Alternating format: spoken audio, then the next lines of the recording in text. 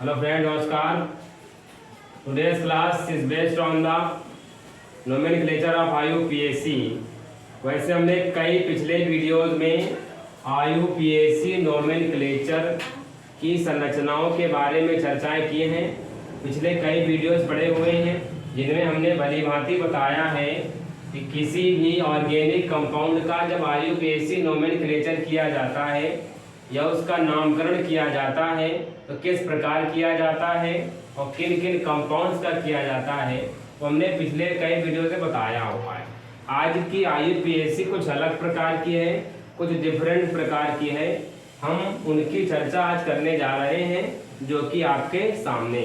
तो जरा देखें क्या है इसका मसला। सबसे पहली बात कि IUPAC बनाने का क्रम आपको कई नियम बताए गए हैं।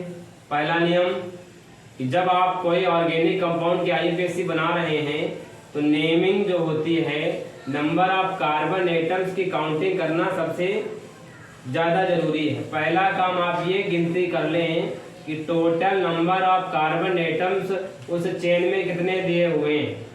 फिर इसके बाद दूसरा काम आप ये देखेंगे कि कितनी साइड चेन अगल बगल लगी हुई हैं। इसके बाद अल्फाबेटिकल ऑर्डर में मेथिल एथिल कहाँ लगा हुआ है, तो अल्फाबेटिकल के अनुसार अगर मेथिल एथिल लगा है तो कुछ और लगा हुआ है साइड चेन के रूप में एज ए फंक्शनल ग्रुप, तो वहाँ पे अल्फाबेटिकल यूज भी करना है। जहाँ पे 2 या 2 से 2 और मोर देन सब्स्टिट्यूट होते हैं या 2 या 2 से ज़्यादा प्रतिस्थापी होते हैं। लेकिन ये सब तब पता चलेगा जब आप पेरेंट चेन सेलेक्ट कर लोगे। और पेरेंट चेन क्या होती है, सबसे लंबी कार्बन चेन जो होती है उसको हम लोग कहते हैं पेरेंट चेन। जब कार्बन एटम्स की गिनती टोटल हो जाती है, इस लॉन्गेस्ट कार्बन चेन, सबसे लंबी जो कार्बन श्रृंखला है उसको हम लोग कहते हैं पेरेंट चेन। और बाकी की जो बचती हैं उनको बोला जाता है सब्स्टिट्यूएंट्स, प्रतिस्थापी अथवा साइड चेन के नाम से जानते हैं। इस कंपाउंड्स के बारे में डिस्कशन करेंगे ना, इसमें कौन पेरेंट चेन कौन साइड चेन है, फिर हम उसका नामकरण करेंगे। अगर हम इसमें देखें तो 1 2 3 4 5 6 1 2 3 4 5 और ये 6 कार्बन परमाणु हमारे पास दिए हुए हैं। टोटल नंबर ऑफ 6 एटम्स हैं, कार्बन एटम्स, जो कि सबसे ज्यादा दिखाई दे रहे हैं। अच्छा, जिन कार्बन परमाणुओं की संख्या हमको जिस ओर से ज्यादा होगी या ज्यादा मिलेगी उनको कहा जाता है पेरेंट चेन। इसका मतलब चाहते तो हम गिनती इधर से भी कर सकते थे, 1 2 3 4, चाहते तो इधर से भी कर सकते थे, लेकिन ऐसा करना हमारा गलत माना जाता। अच्छा, गिनती इधर से क्योंकि 1 2 3 4 5 6 लॉन्गेस्ट कार्बन चेन यूं सीधे जाने पर मिल रही है। सबसे ज्यादा कार्बन परमाणु हमें इस लाइन में मिल रहे हैं, इसलिए हम लोगों ने इसकी गिनती कर दिया है 1 2 3 4 5 6। अब IUPAC जरा बना लेते हैं इनकी। कैसे, CH3 लगा है 2 पर, 1 2, ये देखिए यहाँ पे CH3 लगा है, इसको हम लोग कहते हैं मेथिल। फिर आगे बढ़े 3 4 5 और ये 6, 2 पे लगा है CH3, 4 पे लगा है CH2 सिंगल बॉन्ड CH3, इसको कहा जाता है एथिल। अब थोड़ा कंफ्यूजन क्रिएट हो रहा होगा क्या कि ये तो मेथिल है और ये एथिल है। अल्फाबेट में अगर देखें तो E पहले आता है, M बाद में आता है, इस क्रम का ध्यान रखना है। तो एथिल पहले आया लेकिन उसका स्थान कहाँ पर है, 4 पर है, उसको लिखा हम लोगों ने एथिल। 2 पे लगा है मेथिल, तो 4 एथिल 2 मेथिल। और नंबर ऑफ कार्बन एटम कितने हैं, 6 दिए हुए हैं, तो 1 2 3 4 5 और ये 6 कार्बन एटम्स टोटल है। तो 4 एथिल 2 मेथिल, ठीक है ना। टोटल नंबर ऑफ कार्बन कितने हैं, 6 दिए हुए। पहले इसका नाम 4 पे क्या लगा है, एथिल, 2 पे क्या लगा है, मेथिल, 6 कार्बन परमाणु, इसको क्या पढ़ते हैं, हेक्सेन। तो 4 एथिल 2 मेथिल, उसके बाद टोटल जो पेरेंट चेन के नेम थे हेक्सेन हमने यहाँ पे लिखा हुआ है। एथिल का नाम पहले इसलिए लिखा गया है क्योंकि अल्फाबेट में ये पहले आता है, मेथिल बाद में आता है, तो जितने कार्बन गिने तो उसको हेक्सेन यहाँ पे हमने लिख दिया है। ये हमारी पेरेंट चेन है, ये जो लगी हुई है इनको कहा जाता है सब्स्टिट्यूएंट्स या फिर साइड चेन। आगे पर प्रोसेस देखते हैं जरा। ये कार्बन में देखें, अब इसमें कुछ ज्यादा कार्बन दिखाई दे रहे हैं। अच्छा, इधर से गिना गया तो 1 2 3 4 5 6 7, इधर से 7, उधर से गिना 1 2 3 4 5 6 7, तो उधर से भी गिनती हो सकती है। लेकिन थोड़ा ध्यान रखने वाली चीज क्या है, हम अगर इधर से गिनती कर रहे हैं, इधर से हमको दो साइड चेन एक जगह पर एक ही साथ लगी हैं, इधर से आते हैं तो 2 लगी तो जरूर है, लेकिन वो एथिल है ये मेथिल है, उसमें 2 अलग अलग लगी है, इसमें एक ही एक जगह पे लगी हुई है। उधर से हमें ज्यादा प्रतिस्थापी मिले, इधर से कम प्रतिस्थापी मिले। इधर यहाँ से गिनती करने पर CH3 2 बार लगा है, इधर से गिनेंगे तो एथिल लगा तो है लेकिन वो एक ही बार मिलेगा, तो प्रेफरेंस उधर से हो जाएगी 1 2 3 4 5 6 7 carbon atoms, 7 carbon parent chain, ठीक है ना। इसका मतलब हेप्टेन पहले पता चल गया। अब जरा नेमिंग कर लेते हैं 4 पे। अच्छा, ये मेथिल 2 बार जरूर है लेकिन लिखेंगे आप एथिल को ही, अल्फाबेटिकल ऑर्डर को नहीं बोलना है। तो यहाँ पे क्या है 4 एथिल, ये पहले आता है, 3,3 2 बार डाई है तो डाई मेथिल, और 7 कार्बन में क्या होता है हेप्टेन, तो 4 मेथिल 3,3 डाई, 2 बार कोई चीज तो डाई लिखा जाएगा, क्या 2 बार, मेथिल 2 बार, तो 3,3 डाई मेथिल, और 7 कार्बन में क्या होता है हेप्टेन, तो 4 ethyl 3,3 di methyl heptane. This is naming, इसकी नेमिंग हो चुकी है। आगे बढ़े जरा। ये जो बड़ा सा कंपाउंड दिखने में बहुत बड़ा लग रहा है लेकिन वास्तविकता में है बहुत छोटा, क्योंकि सबको डिवाइड कर दिया गया है।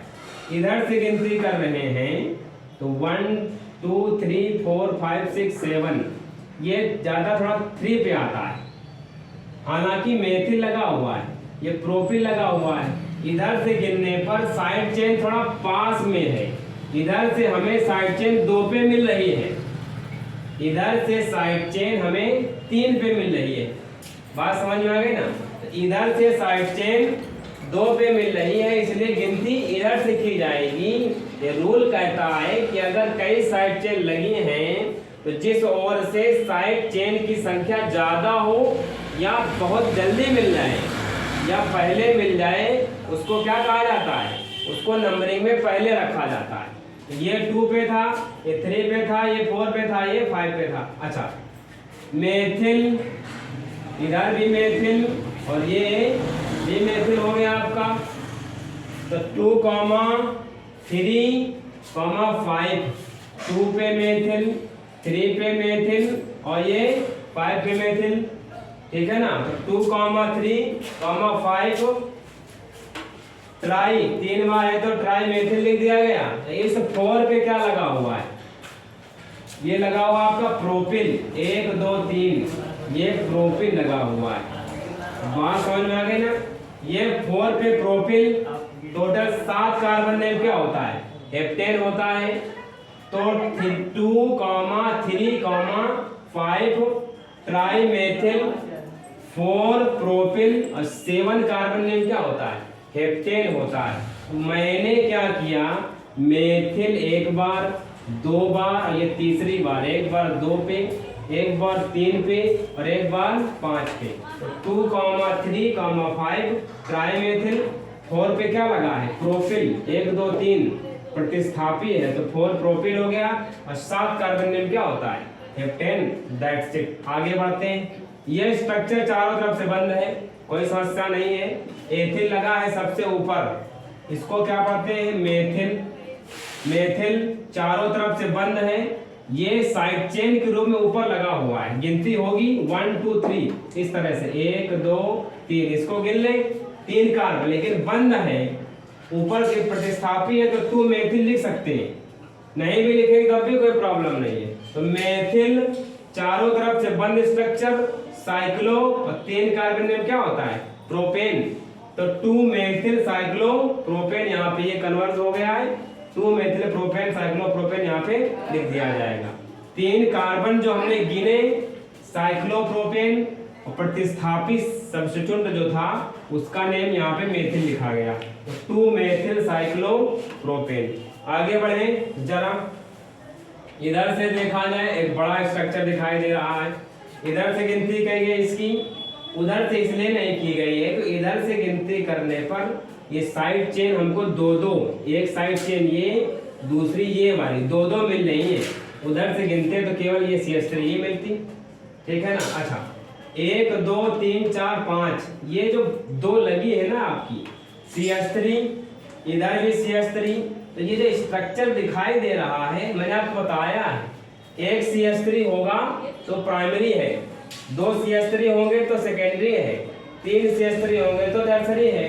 इसमें 2 CH3 जुड़े हुए हैं, CH2 भी लगा हुआ है, तो 5 पे ये लगा है पूरा का पूरा स्ट्रक्चर ये, तो इसको क्या पढ़ा जाएगा सेकेंडरी ब्यूटिल। 1 2 3 4 कार्बन ब्यूटिल हो गया, लेकिन स्ट्रक्चर को देखते हुए लग रहा है कि 2 CH3 भी लगे हैं, तो 5 सेकेंडरी, ये 4 कार्बन तो ब्यूटिल। अच्छा इसके बाद 2 पे CH3, इसके बाद 7 पे CH3, तो 2,7 डाई मेथिल, और इसके बाद 9 कार्बन का नेम क्या होता है नॉनेन, तो इसकी जो IUPAC पूरी बनी 5 सेकेंडरी ब्यूटिल 2,7, 2 बार है तो डाई मेथिल, और 9 कार्बन का नेम क्या होता है नॉनेन, तो 5 secondary butyl 2,7 di methyl nonane, this is the name that compound, ठीक है ना। आगे बढ़ते हैं CH3 CH2 CH3 CH2 CH3 single bond CH2 CH3, इसको ये पढ़ा जाएगा। अब जाहिर सी बातचीत है 1 2 3 4 1 2 3 इधर एथिल लगा है, इधर मेथिल लगा है, तो गिनती इधर से होगी क्योंकि ये एथिल पहले इधर से आ जाता है, ठीक। तो ये क्या लगा है आपका C2H5, इसको क्या पढ़ेंगे 3 एथिल, इसको क्या पढ़ेंगे 4 मेथिल, और हमने 6 कार्बन की गिनती की है, ये पेरेंट चेन, ये हेक्सेन आपका लिखा हुआ है 3 एथिल 4 मेथिल हेक्सेन। इस तरह से पूरी की पूरी IUPAC हमारी कंप्लीट हुई। अब अंतिम बात, कई विद्यार्थियों कई स्टूडेंट्स के द्वारा ये जानने को मिला, इस बात से अवगत कराया गया है कि कुछ जो आपके प्राइवेट संस्थान स्कूल्स वगैरह हैं वहाँ पर बच्चों से प्रैक्टिकल के नाम पर इतनी भयंकर फीस की वसूली की जा रही है, इसके लिए कल्पना करना एक आम आदमी के लिए बहुत ज़्यादा असंभव प्रतीत होता है। अब जब वो उसको पे ही नहीं कर पाएंगे तो संभावनाएं बढ़ेंगी। हालांकि जब स्कूल ऐसा कुछ करते हैं तो पेरेंट्स यही सोचता है कि हम फीस पे कर देते हैं, प्रैक्टिकल हो जाएगा, पेपर हो जाएंगे, उसके बाद कोई समस्या नहीं है। लेकिन समस्या ये है कि इस तरह के कार्यों का विरोध एक आम जनमानस को करना चाहिए।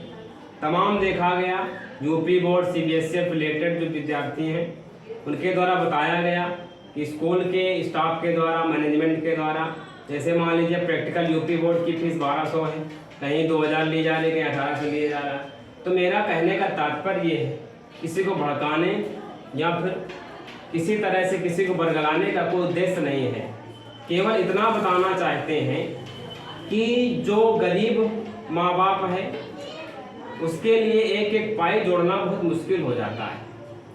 अपनी रोजी रोटी के लिए जब वो कमाता है तो खून पसीना एक कर देता है, और इस दौरान अगर कोई विद्यालय मनमानी करता है तो अभिभावक स्टूडेंट्स को मैं ये कहना चाहूँगा कि जैसे लीगल अथॉरिटी आपके पास है, एक कानूनी प्रावधान बना हुआ है, आप इसका विरोध करिए।